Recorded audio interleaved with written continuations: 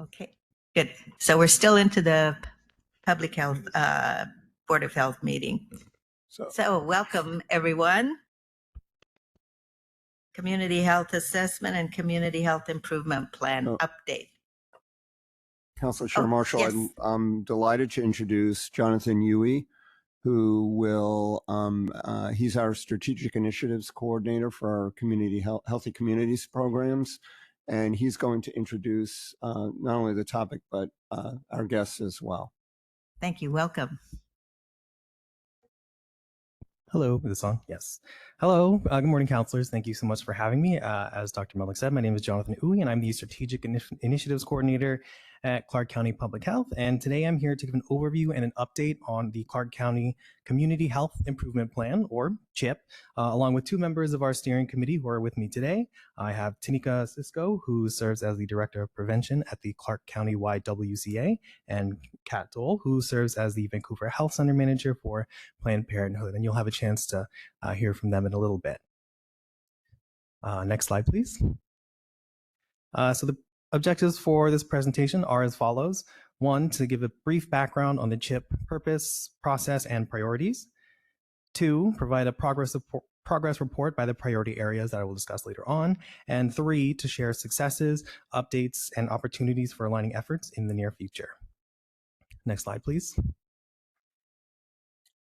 So the use of a standardized and evidence-based process to guide the development and implementation of an improvement plan is generally a generally accepted best practice used by government agencies, anchor institutions like nonprofit hospitals, and community-based organizations. In many cases, developing an improvement plan is required, like in the case of a county comprehensive plan. So for our CHIP, the process comes from the National Association of County and City Health Officials. They're mobilizing for action through Planning and Partnership 2.0 framework, or MAP 2.0. So here you can see an overview of the steps in the MAP 2.0 process. I'm not going to go over all of them, but I would like to highlight some of the foundational principles that guide it. And I'd like to highlight that this is built upon community partnerships, tells the community story through the community health assessment, or the CHA, and mobilizes the community to take action. That's a lot of community in there, and you're going to hear me talk a lot about community today. The MAP framework is designed as a community-led process whose purpose is to catalyze partnerships, momentum, and progress towards the community's vision for health. Our process is driven by our steering committee, which represents a diverse group of leaders from different sectors of Clark County, such as community-based organizations, health providers, education and mental health nonprofits, and others. And I also want to emphasize that this is a continuous and flexible process. The CHIP adapts to the current needs of the community and conducts ongoing evaluation to ensure that we are working as efficiently and effectively as possible. It is not a static plan to follow, but a guide and lens to better understand what is important to our community and how we can address its needs. Next slide, please. So why is the CHIP important? The ultimate goal of the CHIP is to ensure that in Clark County, families and people of all ages, abilities, races, and cultures are supported to be healthy and live, learn, work, and play in thriving, well-resourced communities.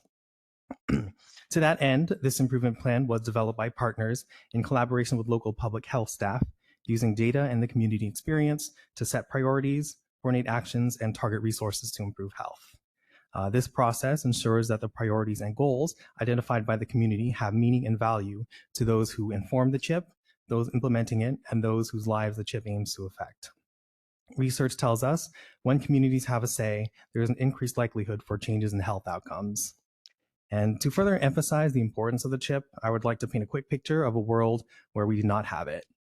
First, organizations will be working in silos, duplicating their efforts, and wouldn't have a space to convene, share ideas, and open up opportunities to collaborate. Second, the work done by Clark County Public Health would lack community voice, and it would remain a top-down approach to public health. Third, there would be much less drive for action without an element of community accountability, and like many of the best thought-out plans, it would sit there on a shelf and never see implementation. Next slide, please. Before I talk about the direction we've chosen for the CHIP, I want to first provide some background on how we got here. So in the community health assessment, or the CHA, We tell the story through a combination of demographic data, community partner surveys, community member focus groups, review of secondary data sources, reports, and assessments, among other sources. From the data gathered, these 7 topics came up as important issues for the community to address. Our team presented these finding areas to our steering committee, which was in part chosen from various groups and organizations who have expertise in these areas. So this committee underwent a prioritization and planning process based on criteria such as data comparisons to the state average, among others. And you can read more about this process in the CHIP document. However, I do want to emphasize that feasibility was an important consideration and included questions such as, are adequate resources available to address this issue? Is the community ready to address this issue? Are partner organizations ready to address this issue? And are there other actors in the community already advocating for this issue? Next slide, please.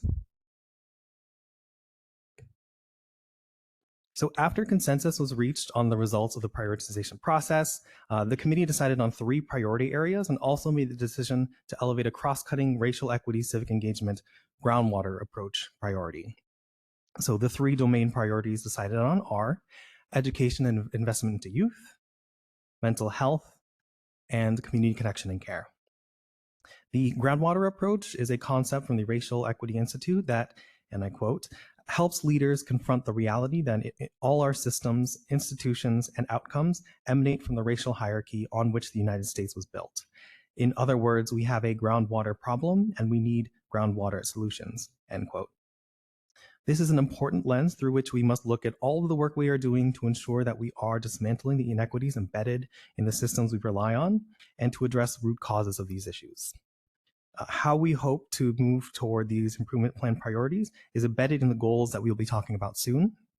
And we have also included a link on our slides to learn more about the groundwater approach. Next slide, please. So to recap, our team completed the community health assessment in 2023 to tell the community story and identify concerns. We then shared these findings with the community and discussed improvement opportunities to identify possible next steps. After that, we expanded our community steering committee to prioritize these areas of concerns, set out goals for our work, and ultimately create the strategic plan that has become the CHIP. So we have now moved into our implementation phase of carrying out the strategies and actions in the CHIP and continually monitoring our progress. There has been a tremendous amount of work put in by our team in the community so far. But as you can tell from the years on this timeline, we are just hitting the bulk of and the most difficult phase of the work now.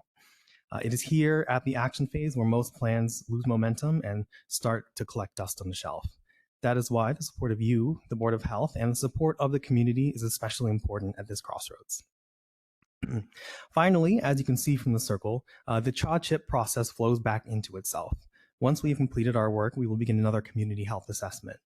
The MAP framework is designed to periodically assess the needs of the community and repeat the process of prioritization and strategic planning to direct the work accordingly. Next slide, please. Now that we have that background of what the CHA and the CHIP are, I would like to talk about where the CHIP is now and the direction it is going. Next slide, please. Here, I would like to present our theory of change, which utilizes process-based contribution efforts to drive changes in health outcomes. Central to this theory is that civic engagement and health are interconnected at all levels of community. The Healthy People 2030 initiative found that if we increase opportunities for inclusive, racially equitable civic engagement, then this results in improved community connection, as it can increase social capital and decrease social isolation by providing a sense of belonging and empowerment. These have been found to improve individual health outcomes on physical, emotional, and mental health. Increased civic participation has also been found to improve the community's mental health, education systems, and infrastructure, as community members can advocate for health-promoting policies that address the social determinants of health. Now, Clark County Public Health's role in this is to, 1, bring awareness in the community to the critical connection between health and voting. 2, promote participation in town halls, public meetings, volunteer activities, and other opportunities to educate community members on issues that will shape local policy and strengthen community cohesion, all while emphasizing that civic engagement is a year-round activity. And 3, to evaluate community factors that lead to high levels of civic engagement, track the relationship between civic engagement and health, and analyze what these connections mean for health equity. Next slide, please. So we also want to highlight key events and initiatives in the community and other Clark County Public Health teams that align with the CHIP goals. Our CHIP evaluation team is currently monitoring and cataloging a list of more than 170 events as part of our collective attribution evaluation efforts, which will map inputs that impact progress towards the CHIP goals. Clark County Public Health Life Course team, which I believe you'll be hearing from later, their work in the community aligns with CHIP priorities, and you can see a lot of their projects there. Their work fosters civic engagement through advisory committee and work that addresses healthcare access. In addition, they are looking at new partnerships and strategies that will address community identified needs. For example, the team is currently talking with Vancouver Public School staff on ways to support the Plaza program that addresses CHIP priorities and aligns with Clark County Public Health's strategic plan. And our partners in the steering committee will talk more about a couple of these, such as the YWCA's Breakfast Club. And I would like to say that the tracking done by our team is especially important now, given impacts and reductions to some historical federal and state data sets and data collection and sampling programs, such as the Behavioral Risk Factor Surveillance System, the Healthy Youth Survey, and the SMILE Survey. Next slide, please. And to talk more about what's happening in the community and the next steps for the CHIP, I would now like to turn it over to our steering committee members. Next slide, please. And I will turn it over to Kat. There we go. Good morning, everyone. Thank you for the opportunity to speak today with my fellow steering committee member, Tanika Cisco. My name is Catherine Dole. I go by Kat. I use she, her pronouns. I work with Planned Parenthood Columbia-Willamette as the health center manager here in Vancouver. I've been with PPCW for 11 years, the last 9 based here in Clark County. During that time, I have seen firsthand the strengths and resilience of our community, as well as many of the challenges patients face in accessing care. While much of my work is based in ensuring that our community has access to quality reproductive health care, that work has also allowed me to be in touch with other patient and community needs, such as lack of housing, food scarcity, mental health resources, and now a real concern in safety due to immigration and customs enforcement. I'm here today to share some of those community needs and how they connect with our community health improvement plan priorities. When patients are seen at PPCW, they receive equitable, compassionate, non-judgmental care. I have seen firsthand how this model has created a safe and trusted resource within Clark County. My experience at my workplace is part of why I feel so passionately for the work of this CHIP and what I hope to see applied more comprehensively to our community. Today, we're here to share an overview of the CHIP, but also to call your attention to some concerns identified by our steering committee, with the hope that you can keep this in mind when making decisions about community needs and priorities in the future. In listening to community voices in the steering committee, a couple themes have emerged. Firstly, many people in Clark County are fearful of ICE and unable to leave their homes to access healthcare, education for themselves or for their children, or even the basics of going to the grocery store. These community members are fearful of arrest and deportation and the risk of being separated from their community and families without due process. They are in urgent need of our support and for community leaders to advocate for their wellness and safety. The second item I want to bring to your attention is the lack of Medicaid providers in Clark County. In the month of July, my health center served a record number of patients, the majority of them being Medicaid patients. While Planned Parenthood robustly serves our community as a safety net provider, we see Medicaid patients every day who are unable to find a primary care provider, a mental health provider, or an OBGYN that accepts their coverage. Every day. As an example, we routinely provide dating ultrasound visits for patients seeking prenatal care, but unable to obtain it in Clark County. During those visits, we provide ultrasounds, offer STI testing, and go over basic prenatal information. However, these patients are often not able to get in with a prenatal care provider for weeks or even months after. One of our greatest needs is ensuring that providers that care for Medicaid patients are supported and prioritized. Many of these providers serve community members who are the most vulnerable and experience the greatest barriers to care.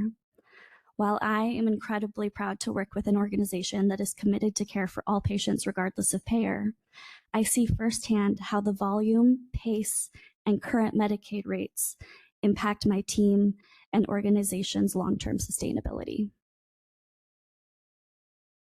It is apparent to me that we need more and varied Medicaid providers. I know that's like a very big ask, but that is what we need in this community. My ask of you all today is to keep community safety and care in mind when making policy decisions and to use the steering committee as an expert resource in the future. We are here to help and to lend our voices and perspectives to you all so that we can collectively serve our community best. Thank you for your time and attention today. Hi, everyone. My name is Tanika Cisco, and I'm the Director of Prevention at YWCA Clark County. I've lived in Vancouver since 2014 and have been with YWCA for 7 years. I've spent that time supporting youth in our community by helping them build independent living skills and now through domestic violence and sexual assault prevention education. The goal of our prevention program is to support youth in our community and to support folks who support youth in our community. Our program does this by addressing risk and protective factors for the perpetration and victimization of gender-based violence. The community level risk factors we focus on are lack of community connection, lack of community awareness, and lack of community connectedness, as well as poor coordination of community resources. We also focus on strengthening community level protective factors, such as engaging youth in strong social support networks and supporting the development of stable, positive relationships with others.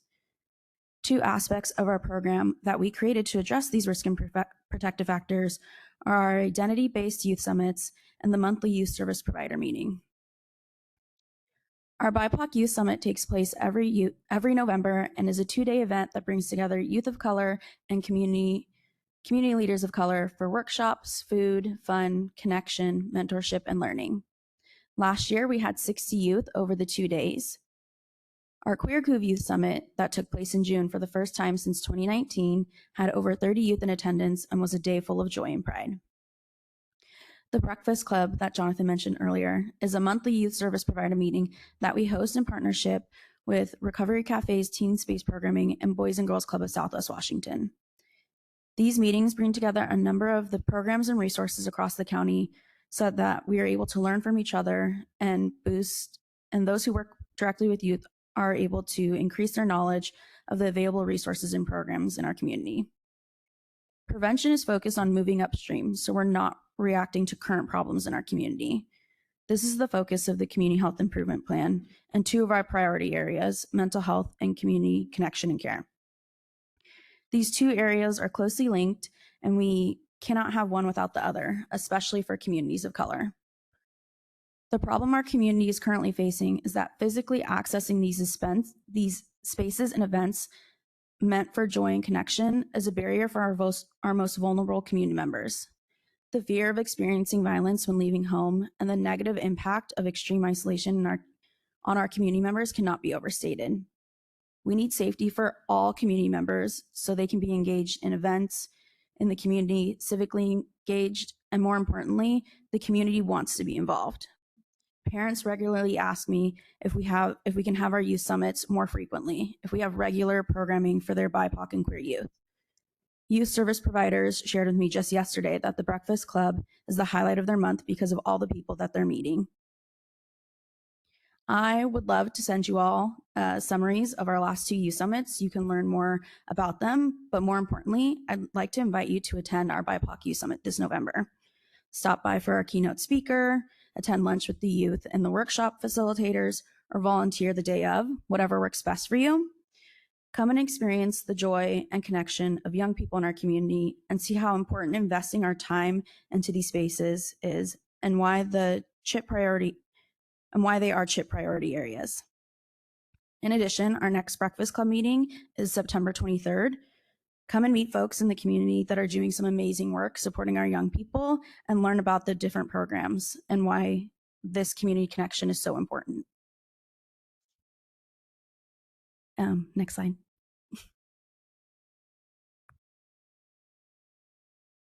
So the goals that we have up here circled in red, which are goals 2, 5, 6, and 7 of the CHIP, are the goals the steering committee voted on to focus on at this time. The steering committee also selected 2 specific strategies to address these goals.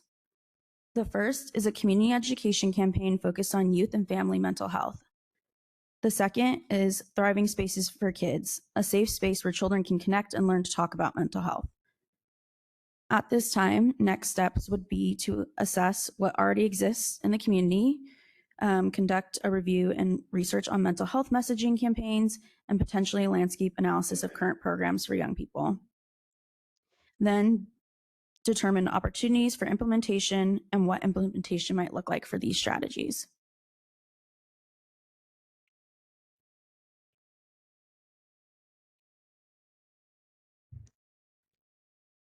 Thank you, Kat and Tanika. Next slide, please. So now we'd like to open up to any questions, but I'm sure you guys have some for us. But before that, we would like to get some of your feedback as well. So we are curious what your thoughts are on some of the goals that we have prioritized and then the priority areas that the CHIP has prioritized, if you don't mind. Great. Thank you. Thank you very much for this. Is very important work. I attended one of the steering committee meetings, and having seen the first presentation on this, it seemed kind of abstract. So I really appreciate coming back and showing us exactly how this is working in the community. And I would just encourage you, continue to invite us to things. And if you have any specifics, you can bring them back to the Board of Health, or you can bring them to the council, as there may be issues that we can address to help out with some of these concerns. So I'm grateful for the work that you're doing. Any other questions or comments or reactions? Yeah, I just wanted to ask, you may have already covered this. What is the source of the CHIP? Like it's a 5-year plan. Is it required by the legislature? I was just curious about what authorized the CHIP.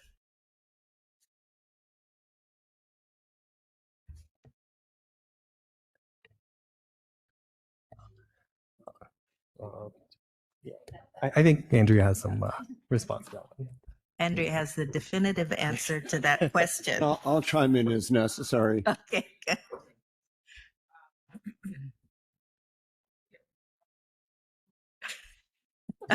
You're so flexible. Thank you. Right, absolutely. Andrea Pruitt, Community Health Director, for the record. So the community health assessment is a generally accepted best practice for both state and local public health departments or jurisdictions nationally. So while it is not established in an RCW or a WAC in the state of Washington, it is included in the foundational public health service definitions that were created and really guide all public health practice outside of the work that is included in the mandated required public health scope in the state of Washington, the things that you just heard about for fees and licensed bodies of oversight. So community health assessments for public health are typically operated on 5-year cycles.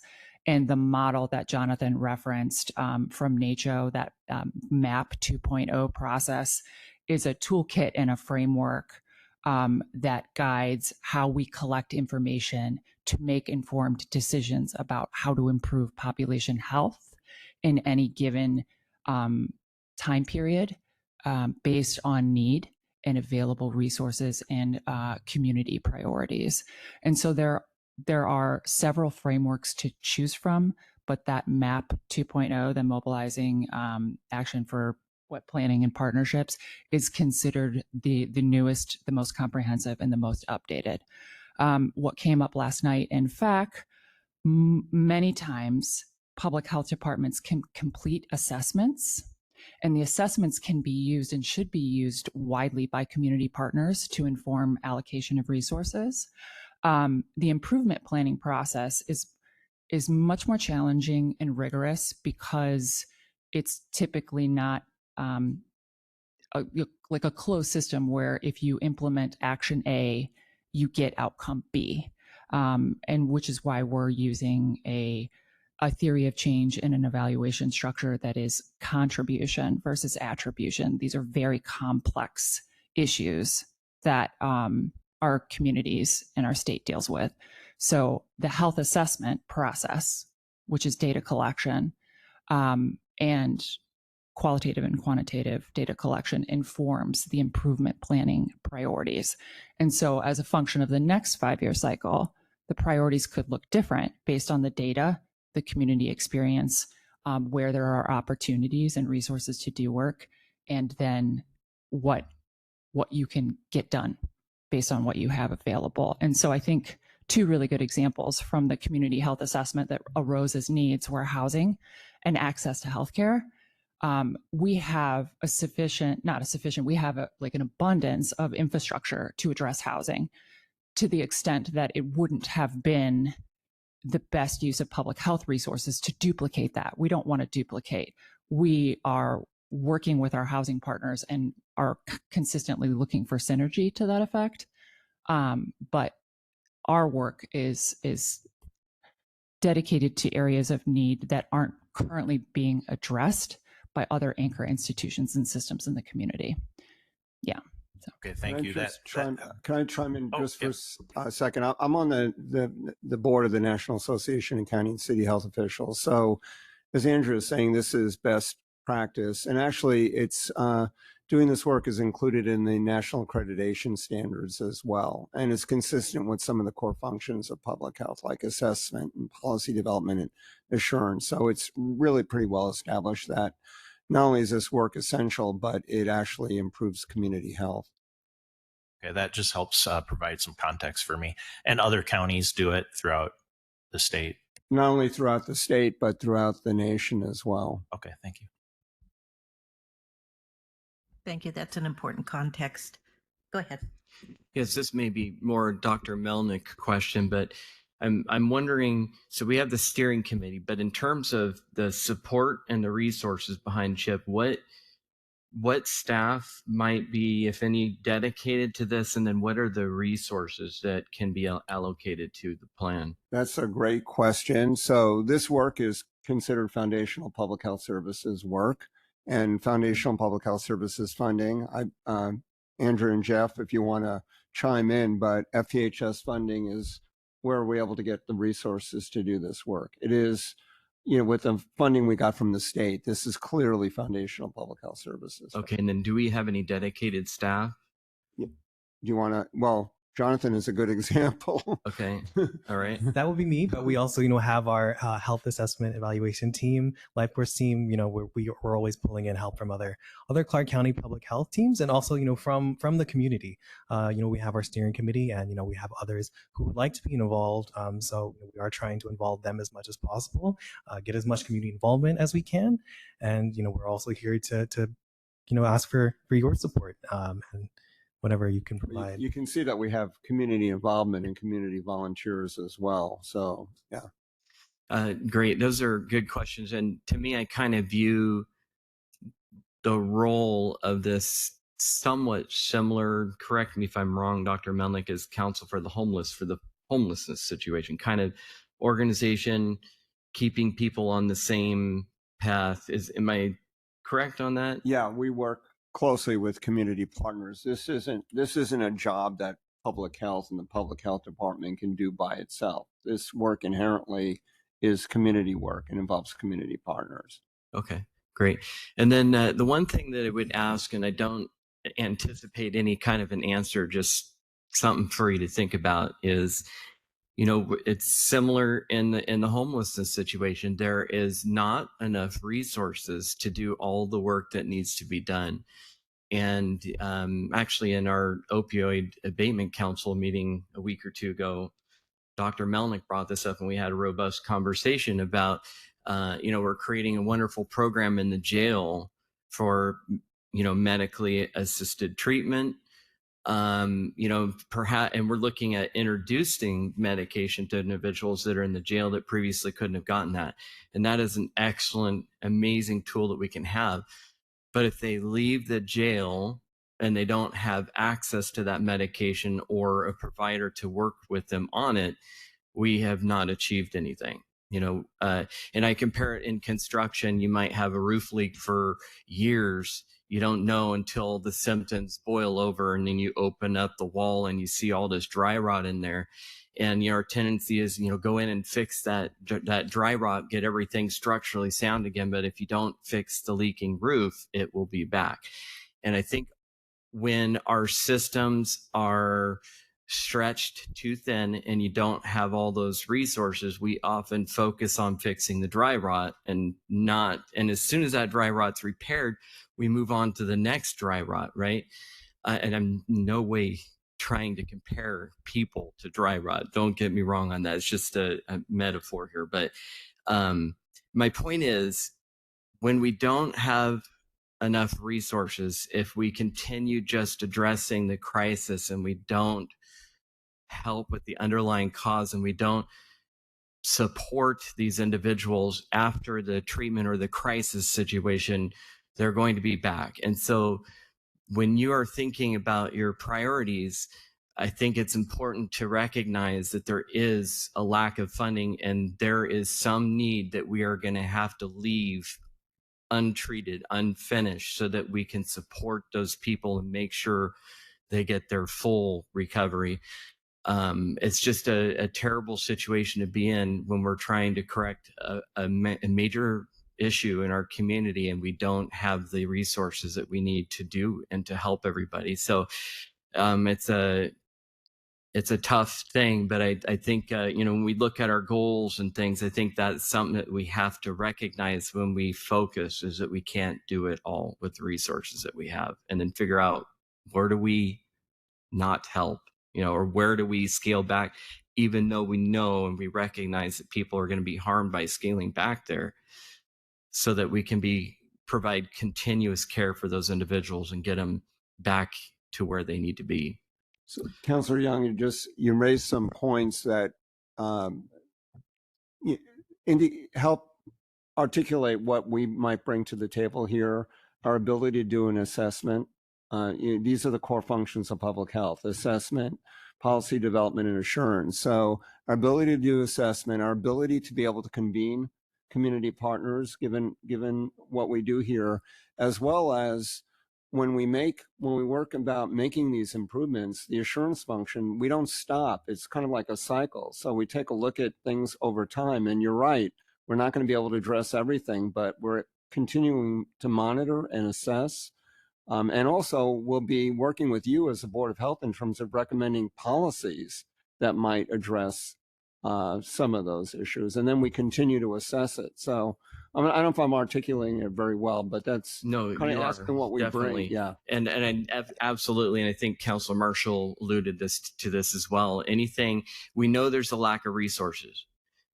There's a lack of beds. There's a lack of providers. So any ideas that you can come up with that we as either Board of Health or the County Council can do to try to reverse that. We can't do it just by ourselves. There's a lot of other outlying factors, but whatever we can, please let us know. This is just, I wanted to add, based on what you said in terms of the allocation of scarce resources and the example that you gave in terms of Medicaid-assisted treatment in the jail systems and the utilization of treatment-based resources. What this group is doing is focusing our efforts on primary prevention. If we can keep communities well, that will reduce the utilization on downstream resources. And it's the both and. We're doing, and we're working across that continuum of prevention, intervention, and treatment, and all of the domains of community and population health to assure that we are more likely in the future to have a greater portion of our community that is experiencing wellness versus having varying degrees of acuity-based need. And so when we're allocating our resources, making sure that we understand what we're investing in where and why. And so the value of public health is to deploy as many primary prevention strategies as possible to keep people well and to keep people engaged and civically and productively, either as students or working or participating in their community. That's excellent. I'd add that the work that the YWCA is doing in terms of trauma prevention is an example of primary prevention in terms of helping prevent unhealthy outcomes later. Yeah, and then further in the metaphor here, if we spent all of our time fixing all the leaky roofs, we wouldn't have the dry rot to begin with, right? So thank you. Go ahead. Chair, first of all, Jonathan, Kat, and Tanika, thank you for the awesome presentation. It's very informative, and thank you for the work that the entire committee does. Goal number 7 really resonates with me. Having grown up in a Latino household, right, with parents who didn't understand the challenges that their children experience with mental health, and some of it in their heads was made up. I think education that aligns with cultural values is incredibly important. Now, my question is really on goal number 8. And if you can speak to it, when community members seek care, the mental health system has the capacity to help. And Councilor Young just mentioned that our systems are stretched. I'm familiar with that same process as well. So what does that mental health system looks like now? Are we familiar with it? Is there care for mental health care for individuals that speak multiple or different languages that are from different cultural backgrounds? Where are we?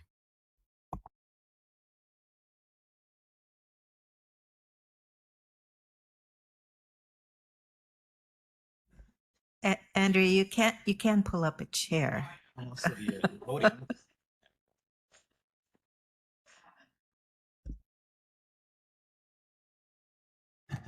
It's an excellent question. And in terms of the way that this goal is written, it directly relates to access to care, but mental health resources. And so that capacity to help is to ideally meet the needs of our community members in a timely fashion, in a high quality way. So in terms of the mental or behavioral health care landscape, we do not have sufficient resources. And so we were really endeavoring to use accessible language for naming the goals, but it's a very simple thing. If I need resources and I need services, I can access those services and get my needs met versus having maybe a 6-month wait list or trying to get, certain screenings and things like that. And I can find a provider that is qualified to meet the needs that I have. And so that's really what that goal is related to. Thank you. Yeah. Chair. Yes, go ahead. That was a good question, Councilor Fuentes. I just was thinking that maybe part of the CHIP reports to us could include a list of all the gaps and needs and policy requests so that we have something to act on and we understand exactly what the needs are. We know you're doing good work out there, but we want to be able to help. So I think that would be really, is it already in the CHIP, a list of the deficiencies and what's needed? So our approach to doing work in alignment with the goals isn't necessarily to address directly the gaps in individual level care resources. However, it is to engage through civic discourse and through dialogue, understanding this is what we want for our healthcare system. This is what we need in order for it to work. And I think a good example of that is our dialogues around prenatal access to care. And you're going to hear from Melissa shortly on our opportunity to engage with our state policymakers on what are we going to do and how are we going to allocate resources with what we can expect with Medicaid cuts after the midterm elections in 2026. So how do we make policy to design the system so it works? We can't laterally force a function to increase access to healthcare right now. However, we can identify and the magnitude of the concern and then work with the healthcare authority and the Department of Health and allied agencies and our elected officials to figure out, okay, what do we need in order to get to a place where we have sufficient resources to provide the services so when I access care, I can go get it. Councilor Little, when we do the prenatal care access discussion, you're going to hear some, I mean, we've gotten examples of like waiting times, adequacy of prenatal care. So yeah, we will be highlighting some of those along with our community partners. We're using both quantitative. I've learned a lot through this process because we're really good at data and crunching numbers, and we can look at adequacy of prenatal care based on birth data. But some of the stories we hear from community members and the qualitative information, for example, how long it takes to get, how many phone calls you have to make to get an appointment, and even then, your appointment for prenatal care is months down the line. Yeah, we have some of that data as well. We have it for everything? Not yet, but yeah, that's great. I think those are the right things to focus on, and even in engaging certain segments of our community, if you had goals of what percent of certain vulnerable populations you want to reach out to and where we're at now and where you want to head, it would be good just see those numbers so that we can see how far we have to go. We can work on that, absolutely. And some of it is qualitative data from talking to the community. So like you were hearing from our steering committee members, I think Kat mentioned this about people being afraid to leave their homes. That is not data that we have in a data set for. Some of it is just, having some of those trusted communication and interactions and learning from community partners that supplements some of the quantitative data that we have as well. Great. I think we're winding down on the questions. I do want to acknowledge, though, the fear and the uncertainty that's out there that really everyone is experiencing, I think, now, and those that are most vulnerable in our community, it just is magnified. And that I think the access to prenatal care is an example of when we're all identifying a severe need. There's a lot of severe needs out there, that if we're all pulling together, we can begin to make some change. And I think there's structural change that needs to be happening, and that takes some time and persistence to address. But I just want to encourage you not to be shy. If you have ideas or suggestions, if we can elevate an issue, I think we're happy to listen to that information, do what we can. So thank you all for your work. Thank you. All right. Yeah. Okay. Thank you.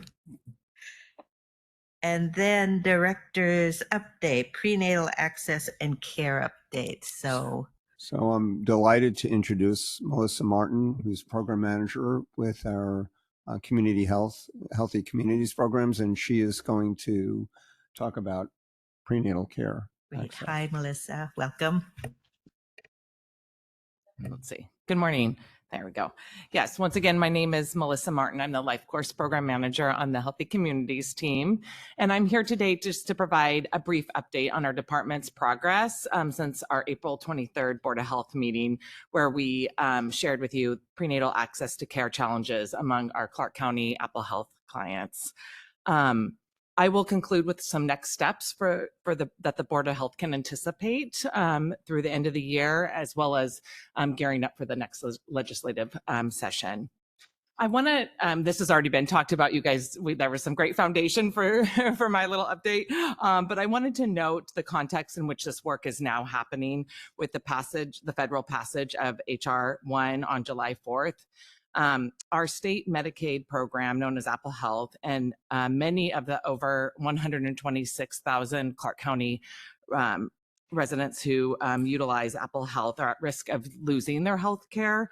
And the state exchange private marketplace will also become impacted, thus compounding the issue that we're talking about. While we don't know the full extent of these impacts, we do know that over the next year and a half, the state of Washington is tasked with redesigning Apple Health. And given the new fiscal impacts, as well as programmatic requirements, we're really adamant that community voice is included in that process. And we really feel like this is a time for us to be leaning in and thinking big about that redesign. let's see, next slide. Now I'll share with you what we've done since we last met. At the direction of the Board of Health and the support of Chair Marshall and our Public Health Advisory Committee, we convened a policy summit on June 9th. Over 40 attendees met in a hybrid work environment in a very warm, warm room for those of us who were there in person. And attendees included members of our local delegation, the governor's office, a policy staffer from Congresswoman Perez's office, as well as staff and leadership and technical experts from our local health jurisdiction partners, the Healthcare Authority, the Department of Health, the Office of the Insurance Commissioner, and the Office of Financial Management. So we had a really robust engagement from a lot of experts. The interrelated system components that arose from that summit have guided our actions. So many of the actions identified are need state and federal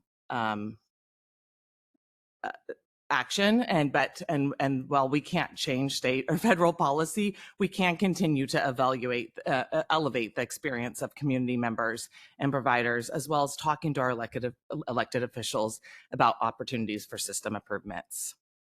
So I'm going to share a few of those steps, as you can see on some of those actions that we've taken. So Chair Marshall and Clark County Public Health leadership has met with Senator Annette Cleveland, Chair of the Health and Long-Term Chair Committee, following the summit to just debrief and talk more about next steps. We continue to seek time with other representatives from the delegation. Along with Jordan, our team met with Governor Ferguson's Senior Health Policy Advisor and anticipate ongoing conversations, including the opportunity to support a local healthcare access roundtable convening that's going to happen in Clark County this fall. Recently, Congresswoman Perez's office reached out to us, and we really look forward to engaging with her in the coming weeks. Additionally, we have continued to engage with the Department of Health and our Health Care Authority experts.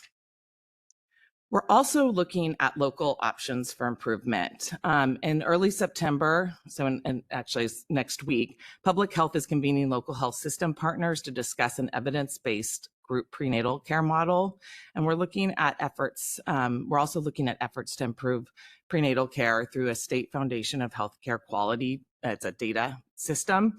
And we're kind of assessing what public health's role could look like in supporting the implementation of this. And we're working with our 2 local hospitals and community-based providers on that.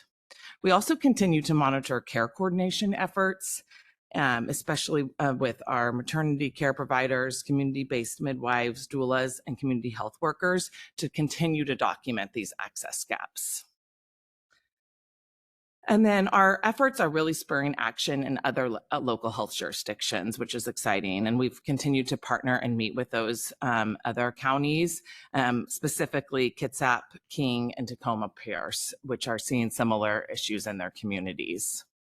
Lastly, but importantly, we are partnering with local chapters of the Pacific Islander Community Association of Washington and the Pacific Islander Health Board to support their priorities around outreach and education for pregnant and parenting Pacific Islander families. And the next slide, please. So for next steps, at your direction, we're drafting a resolution for consideration at the September meeting. Additionally, we'll be fleshing out resolution action steps and a shared work plan for the Board of Health and Public Health Advisory Committee. And in October and November, so in the late fall, we're hoping to support the compilation of Board of Health legislative agenda. And lastly, we will keep you all updated on how the Board of Health can support getting many of the local efforts I mentioned off the ground. That is my brief update, and I'm happy to address any questions you may have. Thank you very much. Any questions? I would just say again, what a great job Public Health did in pulling together that forum really very quickly, and just this concentrated effort that is being made to address prenatal health care. I am curious about the redesign of Apple Health that will be occurring in the next couple of years. You mentioned what might be the forum, or how, if we wanted to get involved with that, how could we do that? I think we're still learning a lot. And Dr. Melnick, please feel free to chime in. Those are some of the conversations we're having with the healthcare authority. And it's still, I think, honestly, when we talked with the governor's policy expert also, they are, that could be an opportunity at that roundtable in the fall to be engaged. And we'll certainly keep you all posted on that. But at this point, people are really still unpacking what those impacts are and the role of, the individual roles in that process. Is that a local roundtable that will be convening? They are planning, so this wasn't set in stone, but she mentioned that they are planning a local roundtable on healthcare access, and I think it's specifically geared towards the redesign. Great. Dr. Melnick, did you want to add something? I was just going to add that this is going to be an ongoing discussion with our state association of local public health officials, with Southall, Wasac, as well as communication with DOH and HCA. And I think the Department of Health and HCA are working more closely together as well, which gives me hope that we'll have some success. Great, thank you. And I think important to be working with those other local boards of health. If there's going to be a statewide effort, it'd be good to have a few of us on the same page. Absolutely. We had a call just with these partners yesterday and are talking about how we may be able to include other health departments across the state as well. Great. Thank you very much. Any other questions or comments? Great work. Thanks. Okay, we're moving on to comments from the public. And is there anyone signed up?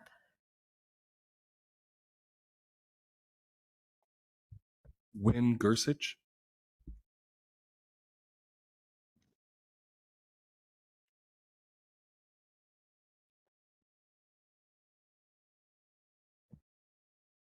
Hi, my name is Win Gersich, and I came here today because of this big push for these vaccines. And Children's Health Defense TV, everybody should be looking that up because they're talking about all the lawsuits, what's in these vaccines, and how they're all being sued now. And there's been so much death and people having, major health issues after having those shots. And yet Mr. Melnick hasn't told anybody about that. I'd like to know the VAERS list. I want to know how many people died in this county. And this should be out in public record because so many people have been injured by this, and how many people have myocarditis, which that's in this book. If you want to live, read Moving Beyond the COVID Lies, Restoring Health and Hope for Humanity by Dr. Brian Artist. Because he never, also one thing is our health official never told us about hydroxychloroquine or ivermectin. And ivermectin's made out of wormwood. So that's something that most people should know. I've never heard you say anything like that. When you're talking about public health, I don't think you really want to help us. And trying to give more vaccines out when they're all being sued right now, we ought to know, who we need to see. That it's very important because all of this, especially about reproductive care, this article here, John Holdren, Obama's science czar, says forced abortions and mass sterilization need to save the planet. And he co-authored a book in 1977 called Ecoscience with Paul Ehrlich and Ann Ehrlich from Stanford. This is what I grew up in high school. They told everybody, dinks, double income, no kids, don't have any babies, too many people, the world's overpopulated. So most of the people in my class got vasectomies. And when you look at the people in my age group, most of them didn't have kids because it was all propaganda. And that was when Charlton Heston did the Soylent Green, too many people, but they let all these immigrants come in and they were taking the place of the people who were actually graduating. But there's so many things that are happening right now too, because I'm putting a ton of stuff on public record. And I hope the people at home really check this out because Children's Health Defense TV is probably the most important thing you should be watching. This one says medical horror. Genetic sequencing from a common vaccine finds entire male human genome of an aborted human baby.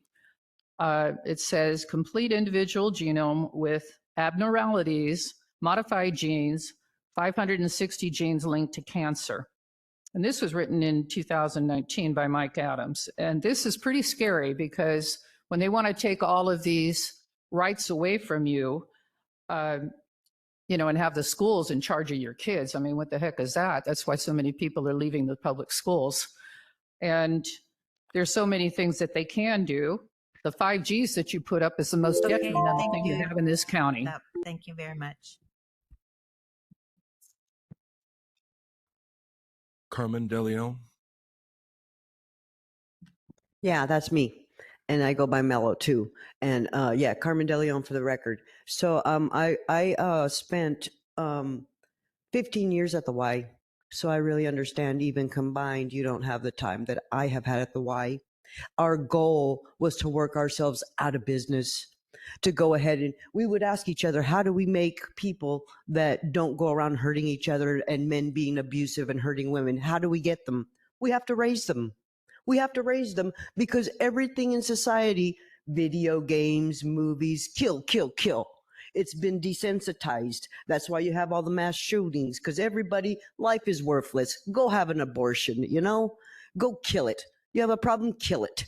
So how do we make a society that respects each other? Love is innate. We are born to love. We are born to be compassionate creatures. It gets brainwashed out of us through the media, through television, through every single thing that you want to trust in, your little computers. It's all programming to kill, kill, kill. And it's really sad. And I have been in front of the Olympia legislator, the Salem legislator, advocating for domestic rights. And it's never come up to get the brainwashing out that killing is so cool. Oh, I got a high score, I killed. Shh. It does affect the brain. A part of you is accepting murder as a pastime. And when we have abortions, that just goes right in with it. Like I said, I would never do that because when I was 10 years old, I saw that special. All the women who aborted were having nightmares about the haunting of the baby they killed. So I would never advocate for that ever. It just makes the Chinese happy because the Chinese are a population of 4 billion with a B, and we are hardly 400 million with an M. And there have been over 100 million babies aborted. So if we had more people, we could use the population. They're just waiting to buy up all our land and move on in over here. That's what it is. And as for the people who are scared, like I said, I've talked to Oregon and Bill 3551, automatic deportation for anybody who commits a felony. My parents were here and their passports were stamp, stamp, stamp, because they were always legal. They always worked legally, nothing to fear when you obey the law. So if they're in fear, that's on them. And if they don't speak the language, that's on them. My parents learned the language because they respect this country. They didn't come here and try to change things. When we are here, we are an established nation under God, and people need to respect that. And I have other things that I forgot to mention, like, they have $5 million on opiates to spend. Why don't they spend that on you guys' drug problem people? Thank you. Your time's up. Anyone else? Kimberly Goheen Elvin.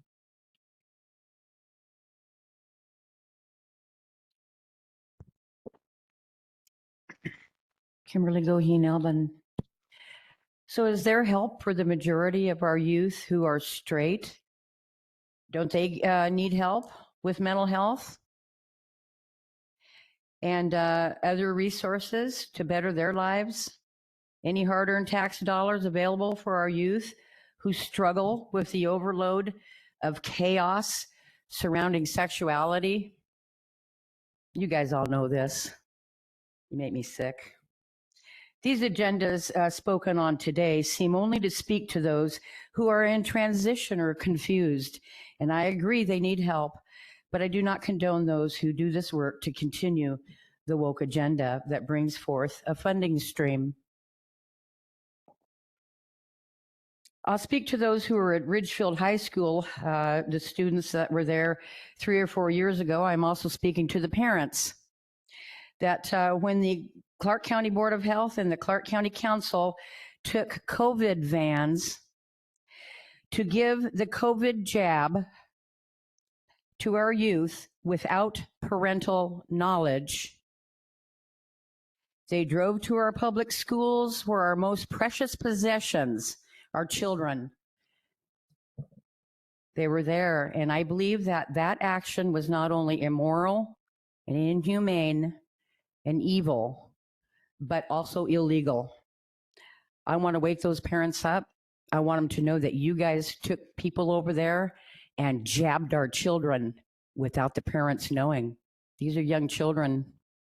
Shame on you, and worse. Those students are now young adults, and they should be made aware of that possibilities of major health issues brought by this COVID jab vaccine. I'll put on record and ask the public for help in our judicial system also here, our law and justice, as in my son's case, are failing. And I know there are many people out there whose constitutional rights are violated daily.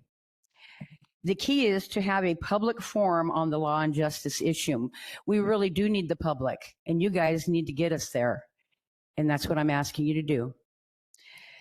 I'm asking the public to form a group to insist on a no growth overlay for the next 5 years in Clark County, Washington, USA. We need to stop growing. We need to take care of our depleting resources. You just don't know it yet. We're so spoiled that we have no clue what's coming. I'm asking the public to form that group. And then you have building during a recession. I mean, how expensive is it to build a house today? It's like we're all well-to-do and our county is out there building. And for what? All of the special interest. We want those illegal immigrants Time is out. up. Please step back. Is there anyone else? That's all we have signed up. Was there anybody else in the room who would like to speak who didn't get a chance to sign up? Okay, seeing no one. Are there any comments from the board? Well, we do have one caller online. Oh, thank you. Caller, you were sent a request to unmute. Can you please state your name and proceed with your comment?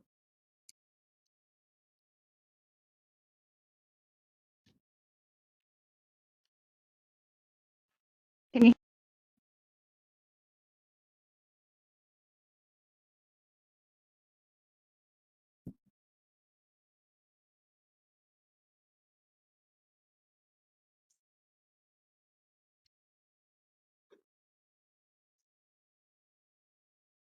Okay, my name is Erica Martin.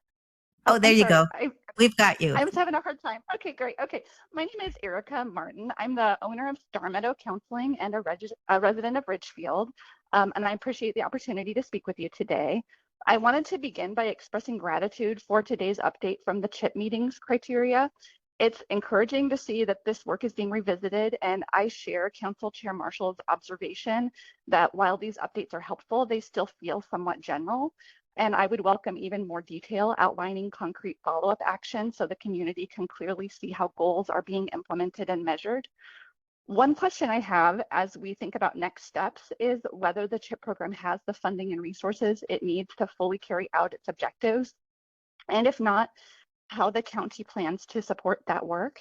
I share Catherine's concerns about fear of ICE raids impacting people's willingness to access healthcare. Families are delaying and avoiding appointments because of fear that accessing a clinic or hospital could put them at risk. This fear, whether based on rumor or policy, is a public health issue, and it increases disparities, worsens health outcomes, and undercuts the equity goals the board has committed to. I also want to highlight the lack of Medicaid providers offering mental health care, which I can personally attest to. Limited access to mental health services creates a critical barrier for the most vulnerable populations and further compounds inequities in health outcomes. I appreciate the board's openness to CHIP committee recommendations on actionable steps and would encourage updates at upcoming meetings, as an annual report doesn't appear to be sufficient to track meaningful progress. My question is, what role can the Board of Health play in consistently addressing these issues? And can Board of Health members commit to attending CHIP meetings regularly so that they can stay appraised of action steps needed? Thank you for your time. Thank you. Anyone else online? That concludes public comment. Okay, thank you. Okay, are there any comments from the board? Chair. Go ahead. I would just like to ask if maybe we can get any CHIP meetings into our calendars, obviously as an optional thing, but just so that we're aware when they take place and we could choose to join. Thank you. And I would encourage council to talk to Michelle about that as well in case we need to notice it if we have a quorum. Thank you. Okay, thank you. Any other comments? Okay, hearing none, that concludes our agenda. And with that, this meeting is adjourned.